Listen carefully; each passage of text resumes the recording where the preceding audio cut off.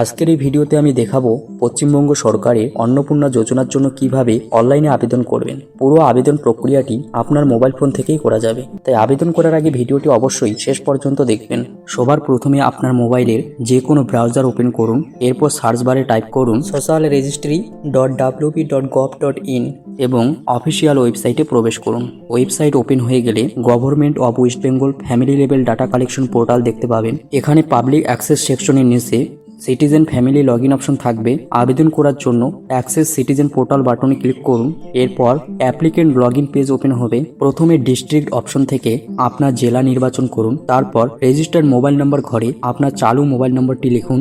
মনে রাখবেন এই নম্বরই ওটিপি পাঠানো হবে। এরপর নিচে একটি সিকিউরিটি ক্যাপচা দেখতে পাবেন, সেখানে যে অঙ্ক বা কোড দেখানো হবে সেটি সঠিকভাবে হিসাব করে লিখে দিন। সব তথ্য সঠিকভাবে পূরণ করার পর রিকোয়েস্ট ওটিপি বাটনে ক্লিক করুন। রিকোয়েস্ট ওটিপিতে ক্লিক করার পর আপনার মোবাইল নম্বরে একটি 6 সংখ্যার ওটিপি পাঠানো হবে। ওটিপি পাওয়ার পরে সেটি ইন্টার 6 ডিজিট ওটিপি বক্সে লিখুন এবং ভেরিফাই অ্যান্ড কন্টিনিউ বাটনে ক্লিক করুন। ওটিপি সফলভাবে ভেরিফাই হয়ে গেলে আবেদন ফর্ম ওপেন হবে। এখন প্রথমে হেড অব দ্য ফ্যামিলি অর্থাৎ পরিবারের প্রধান সদস্যের তথ্য পূরণ করতে হবে।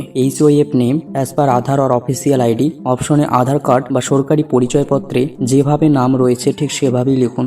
এরপর ডেট অফ বার্থ অপশনে জন্ম তারিখ নির্বাচন করুন। ক্যালেন্ডার থেকে প্রথমে সাল, তারপর মাস এবং শেষে দিন নির্বাচন করবেন।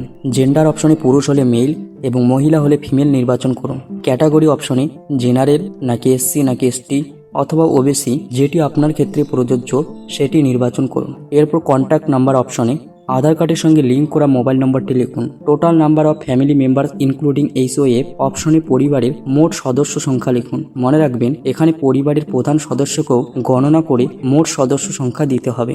এরপর ডিসেবিলিটি স্ট্যাটাস অপশন পাবেন। পরিবারের প্রধান সদস্য যদি প্রতিবন্ধী হন তাহলে ইয়েস, অন্যথায় নো নির্বাচন করুন। এরপর আধার কার্ড ডিটেলস সেকশন ওপেন হবে। এখানে আধার নাম্বার অপশনে 12 সংখ্যার আধার নাম্বারটি লিখুন।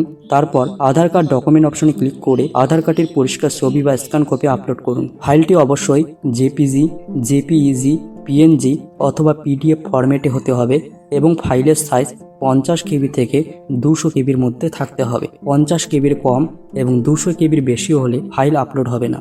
50 থেকে 200 KBর মধ্যে PDF ফাইল কিভাবে তৈরি করবেন সেই বিষয়ে আমি আগে একটি বিস্তারিত ভিডিও তৈরি করেছি। সেই ভিডিওর লিংক এই ভিডিওর ডেসক্রিপশন এবং কমেন্ট বক্সে দেওয়া থাকবে। এরপর ফ্যামিলি ডেমোগ্রাফিক্স এবং অ্যাড্রেস সেকশন ওপেন হবে। পার্মানেন্ট অ্যাড্রেস ঘরে আপনার সম্পূর্ণ স্থায়ী ঠিকানা লিখুন। ঠিকানা লেখার সময় গ্রাম, পোস্ট অফিস, ব্লক, জেলা এবং পিনকোড অবশ্যই উল্লেখ করবেন। এরিয়া টাইপ অপশনে গ্রামীণ এলাকায় বসবাস করলে রুরাল এবং শহর এলাকায় বসবাস করলে আরবান নির্বাচন করুন। এরপর পিনকোড অপশনে আপনার এলাকার পিনকোড নির্বাচন করুন। পোস্ট অফিস অপশনে সংশ্লিষ্ট পোস্ট অফিসের নাম নির্বাচন করুন। তারপর পুলিশ স্টেশন অপশনে আপনার এলাকার থানার নাম নির্বাচন করুন। এরপর ব্লক অথবা মিউনিসিপ্যালিটি অপশনে আপনার ব্লক অথবা মিউনিসিপ্যালিটির নাম নির্বাচন করুন। তারপর GP অথবা ওয়ার্ড অপশনে আপনার গ্রাম পঞ্চায়েত বা ওয়ার্ডের নাম নির্বাচন করুন। এবার voter card detail section open হবে। এখানে এপিক নাম্বার অপশনে আপনার ভোটার কার্ড নাম্বারটি লিখুন। এরপর এপিক ডকুমেন্ট অপশন ক্লিক করে ভোটার কার্ডের পরিষ্কার ছবি বা স্ক্যান কপি আপলোড করুন। এক্ষেত্রেও ফাইলের সাইজ 50 KB থেকে 200 KBর মধ্যে থাকতে হবে। এরপর অ্যাসেম্বলি কনস্টিটিউয়েন্সি অপশনে নিজের বিধানসভা কেন্দ্র নির্বাচন করুন। নিচের পার্ট নম্বর ঘরে আপনার বুথ নম্বরটি লিখুন। এই তথ্য সাধারণত ভোটার কার্ড অথবা ভোটার তালিকায় পাওয়া যায়। সব তথ্য সঠিকভাবে পূরণ হয়ে গেলে নেক্সট বাটনে ক্লিক করুন এবং আবেদন প্রক্রিয়ার পরবর্তী ধাপে চলে যান। এরপর আমাদের সামনে যে সেকশনটি আসছে সেটি হলো রেশন কার্ড, ফুড সাবসিডি অর্থাৎ রেশন কার্ড সংক্রান্ত বিবরণ। এখানে প্রথমে জানতে চাওয়া হয়েছে do you have a digital ration card? আপনার কি একটি ডিজিটাল রেশন কার্ড আছে? পাশে লাল স্টার মার্ক দেওয়া আছে, তাই এটি ম্যান্ডেটরি বা বাধ্যতামূলক। কার্ড থাকলে আপনারা এখানে ইয়েস অপশনে টিক দেবেন। ইয়েস করার সাথে সাথে নিচের লাল বক্সের অংশটি খুলে যাবে যেখানে লেখা আছে ডিজিটাল রেশন কার্ড টাইপ, অর্থাৎ আপনার রেশন কার্ডটি কোন ক্যাটাগরির। এখানে বেশ কিছু অপশন রয়েছে যেমন AAY, PHS, SPHS, RKSY 1, RKSY 2 এবং নন সাবসিডিস। আপনার রেশন কার্ডের ওপরেই এই ক্যাটাগরিটি লেখা থাকে, সেটি দেখে সঠিক অপশনটি সিলেক্ট করে নেবেন। এর ঠিক নিচেই রয়েছে রেশন কার্ড নাম্বার। আপনার রেশন কার্ডের নাম্বারটি খুব সাবধানে এই বক্সে টাইপ করে দিতে হবে। সবশেষে নিচে থাকা নেক্সট বাটনে ক্লিক করে আমরা পরের পেজে চলে যাব। আমরা চলে এসেছি হাউস অথবা ল্যান্ড অর্থাৎ ঘর এবং জমির বিবরণ দেওয়ার সেকশনে। এখানে প্রথমে জিজ্ঞেস করা হয়েছে আপনার বাড়ি থেকে 3টি বা তার বেশি পাকা ঘর আছে? যদি না থাকে তবে আমাদের মতো এখানে নো সিলেক্ট করবেন। এর পরের অপশনটি হলো whether your family owns any land, অর্থাৎ আপনার পরিবারের নিজস্ব কোনো জমি জায়গা আছে কিনা। এটিও একটি বাধ্যতামূলক তথ্য। জমি থাকলে ইয়েস সিলেক্ট করবেন, অন্যথায় নো করবেন। আপনি ইয়েস সিলেক্ট করলেই নিচে একটি খালি বক্স চলে আসবে। এখানে আপনার পরিবারের মোট জমির পরিমাণ শতক বা ডেসিমেল হিসেবে আনুমানিক কত তা লিখে দিতে হবে। ব্র্যাকেটে দেওয়াই আছে আপনার জমির খতিয়ান বা লেটেস্ট ROR ল্যান্ড রেকর্ড দেখেই এই তথ্যটি দেবেন। এবার নিচে দেখুন ভেহিকেলস বা গাড়ি সংক্রান্ত একটি সেকশন শুরু হচ্ছে, যেখানে ব্যক্তিগত বা অবাণিজ্যিক গাড়ি সম্পর্কে জানতে চাওয়া হয়েছে। প্রশ্নটি হলো, does any family member own non commercial motorised 4 wheeler? আপনার পরিবারে কোনো সদস্যের কি নিজস্ব ব্যক্তিগত 4 চাকার গাড়ি যেমন কার, জিপ বা ট্রাক্টর আছে? যদি না থাকে তবে ড্রপডাউন মেনু থেকে খুব সাবধানে নো সিলেক্ট করে দেবেন। এরপর নিচে রয়েছে হেলথ ইন্স্যুরেন্স বা স্বাস্থ্য বীমার সেকশন। প্রথমে জিজ্ঞেস করা হয়েছে, হ্যাজ হেলথ ইন্স্যুরেন্স? আপনার কি কোনো স্বাস্থ্য বীমা আছে?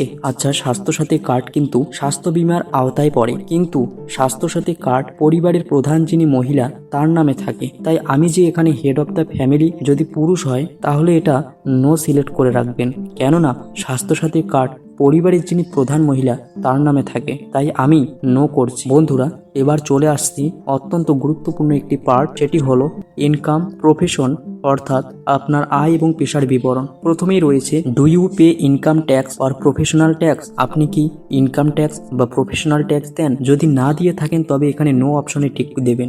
এর ঠিক নিচেই লাল বক্সের ভেতর যে গুরুত্বপূর্ণ অপশনটি দেখছেন সেটি হলো, do you have a PAN card? অর্থাৎ আপনার কি প্যান কার্ড আছে? যদি থাকে তাহলে ইয়েস করবেন, না থাকলে নো করবেন। ইয়েস করলে প্যান কার্ড নাম্বারটা লিখবেন। চলুন আয়ের সেকশনটি ফর্ম ফিল আপ করে প্র্যাকটিক্যালি দেখে নেওয়া যাক। যেমনটা আপনারা স্ক্রিনে দেখতে পাচ্ছেন, টোটাল অ্যানুয়াল ফ্যামিলি ইনকাম এর বক্সে আমরা একটি আনুমানিক বার্ষিক আয় লিখে দিচ্ছি। এবার নিচে নেচার অফ এমপ্লয়মেন্ট বা কাজের ধরনে যে অপশনগুলো রয়েছে ভালো করে দেখে নিন। গভর্নমেন্ট সেক্টর, সরকারি চাকরি; স্যালারিড ইন প্রাইভেট সেক্টর, বেসরকারি সংস্থায় বেতনভুক্ত কর্মী; ফর্মাল সেক্টর সেলফ এমপ্লয়মেন্ট, যেমন নিজস্ব ব্যবসা থাকলে; part time job; informal sector self employment, যেমন কারিগর, হস্তশিল্পী বা চাষি ভাইদের জন্য; মাইগ্রেন্ট লেবার, যারা পরিযায়ী শ্রমিক; আনএমপ্লয়েড, যারা বেকার।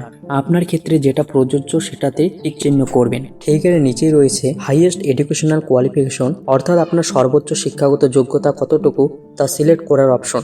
ইললিটারেট, যদি আপনি পড়াশোনা না করে থাকেন তবে ইললিটারেট সিলেক্ট করবেন। লয়ার দেন 10, যাদের শিক্ষাগত যোগ্যতা 10ম শ্রেণীর নিচে তারা লয়ার দেন 10 সিলেক্ট করবেন, এবং যারা মাধ্যমিক পাস করেছেন তারা 10th মাধ্যমিক সিলেক্ট করবেন। তো আপনাদের ক্ষেত্রে যেটা প্রযোজ্য সেটা সিলেক্ট করবেন। এর পরের প্রশ্নটি অত্যন্ত জরুরি, are you a former current holder of any constitutional post, ministers, MP, MLA, urban local bodies or panchayat local bodies? এর মানে হলো আপনি আগে বা বর্তমানে কোনো সাংবিধানিক পদ, মন্ত্রী, MP, MLA, পৌরসভা বা পঞ্চায়েতের কোনো পদে ছিলেন বা আছেন কিনা। সাধারণ নাগরিকদের ক্ষেত্রে এটি নো হবে। তার নিচে রয়েছে, are you a government pensioner? আপনি কি সরকার থেকে কোনো রিটায়ার্ড পেনশন পান? না পেয়ে থাকলে নো সিলেক্ট করবেন। সবশেষে জানতে চেয়েছে, are you registered under GST? আপনার কি GST রেজিস্ট্রেশন করা আছে? না থাকলে এখানেও নো অপশনে টিক দেবেন। পদ্ধতিগুলো কমপ্লিট করার পর এবার আমরা চলে এসেছি আদার আইডেন্টি ডকুমেন্ট সেকশনে। এখানে প্রথম প্রশ্নটি হলো, have you applied under CAA? আপনি কি CAA এর অধীনে আবেদন করেছেন? আবেদন না করে থাকলে নিচে অ্যাপ্লিকেশন স্ট্যাটাস ড্রপডাউন থেকে নট অ্যাপ্লিকেবল সিলেক্ট করে দেবেন। এর নিচে লাল বক্সের ভেতরের অংশটি খুব মনোযোগ দিয়ে দেখুন। এখানে লেখা আছে SIR 2026 ট্রাইব্যুনাল স্ট্যাটাস, এবং প্রশ্ন করা হয়েছে, if deleted in SIR 2026 whether case is pending in tribunal? অর্থাৎ যদি SIR 2026 থেকে নাম বাদ গিয়ে থাকে তবে ট্রাইব্যুনালে কোনো কেস পেন্ডিং বা বিচারাধীন আছে কিনা। যদি আপনার ভোট SIR লিস্টে বিচারাধীন থাকে তাহলে আপনি কি অনলাইন ট্রাইব্যুনাল অ্যাপিল করেছেন? যদি অনলাইন আপিল করেন তাহলে ইয়েস করবেন। এরপর রয়েছে গভর্নমেন্ট পেনশন অ্যান্ড স্কিম, অর্থাৎ সরকারি পেনশন ও বিভিন্ন প্রকল্পের সুবিধা পাওয়ার বিবরণ। প্রথমে জিজ্ঞেস করেছে, রিসিভিং গভর্নমেন্ট স্কিম বেনিফিট ভিআ এ DBT? আপনি কি DBT এর মাধ্যমে কোনো সরকারি স্কিমে টাকা বা সুবিধা পান? যদি পান তবে ড্রপডাউন থেকে ইয়েস সিলেক্ট করবেন, আর যদি DBT এর মাধ্যমে কোনো সরকারি প্রকল্পের টাকা পাচ্ছেন না তাহলে নো সিলেক্ট করবেন। ইয়েস করার সাথে সাথে নিচে একটি নতুন অপশন চলে আসবে, specify scheme name and OPT out status, অর্থাৎ আপনি কোন কোন স্কিমের সুবিধা পাচ্ছেন তা নির্দিষ্ট করুন। এখানে স্কিম 1 নেমের ঘরে একটি সার্চ বক্স পাবেন, সেখানে ক্লিক করে আপনি যে সরকারি স্কিমে টাকা পান সেটি টাইপ করে সিলেক্ট করে নেবেন। এখানে কিন্তু লক্ষ্মীর ভান্ডার, যুবশ্রী, ঐক্যশ্রী বিভিন্ন প্রকল্পের নাম আছে। এই যে লক্ষ্মীর ভান্ডার, যুবশ্রী, ঐক্যশ্রী এগুলো কিন্তু ডিবিটির মাধ্যমে ট্রান্সফার করা হয় না, এগুলো একটি নির্দিষ্ট ট্রেজারি থেকে ট্রান্সফার করা হয়। শুধুমাত্র পিএম কিষাণ প্রকল্পটি ডিবিটি এর মাধ্যমে ট্রান্সফার করা হয়। আর ঠিক তার নিচেই লেখা আছে 1 to ওপিটি আউট, যার মানে আপনি কি এই সরকারি সুবিধাটি স্বেচ্ছায় ছেড়ে দিতে চান। অর্থাৎ ধরুন আপনি পিএম কিষাণ প্রকল্পের টাকা পাচ্ছেন এবং এই প্রকল্পটি যদি চালু রাখতে চান তাহলে নো সিলেক্ট করতে হবে। এখানে যদি ইয়েস সিলেক্ট করেন তাহলে এই পিএম কিষাণ প্রকল্পটি কিন্তু বন্ধ হয়ে যাবে। আমরা যেহেতু সুবিধাটি চালু রাখতে চাই তাই ড্রপডাউন থেকে একদম নিশ্চিত হয়ে নো সিলেক্ট করে দেব। সবশেষে নিচে সেভ ড্রাফট অপশনে ক্লিক করব।